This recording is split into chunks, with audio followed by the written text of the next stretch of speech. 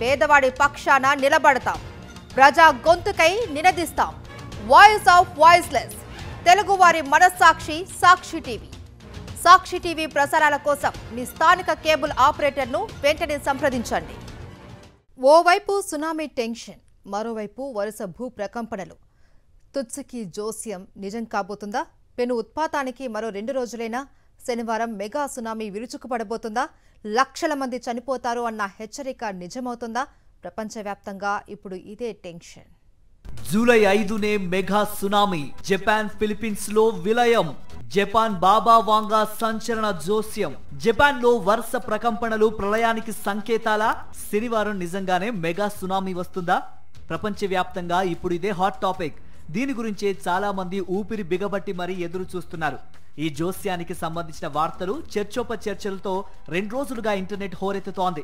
July 5 disaster online లో trending లో ఉంది. రియో తత్సుకి జపాన్ బాబా వాంగాగా పేరొందారు. ది ఫ్యూచర్ ఐసా ఆమె స్వయంగా చేత్తో రాసిన పుస్తకం. బ్రిటన్ యువరాణి డయానా మృతి, 2011లో జపాన్ను వణికించిన భూకంపం, సునామీ తదితరాలను అందులో ఆమె ముందుగానే పేర్కొన్నారు. అవన్నీ అక్షరాలా నిజమయ్యాయి. అంతేకాదు, కరోనా ఉత్పాతాన్ని కూడా ఆమె ముందుగానే ఊహించారు. అప్పట్నుంచి తుత్సుకి పేరు ప్రపంచమంతటా మార్మోగడం మొదలైంది. ఇక జూలై 5న వస్తుందని పేర్కొన్న సునామీ గురించి తన పుస్తకంలో 20 ఏళ్ల ముందే హెచ్చరించారామె. జపాన్ ఫిలిప్పీన్స్ నడుమ సముద్ర గర్భం ఒక్కసారిగా బద్దలవుతుందని, ఆకాశ హర్మాలను తలదన్నేంత ఎత్తున అలలు ఎగిసిపడతాయని, లక్షలాది మందికి ప్రాణగండమని చెప్పారు. ఇదే నిజమైతే ఏంటి పరిస్థితి అనే ఆందోళన ప్రపంచవ్యాప్తంగా కనిపిస్తోంది.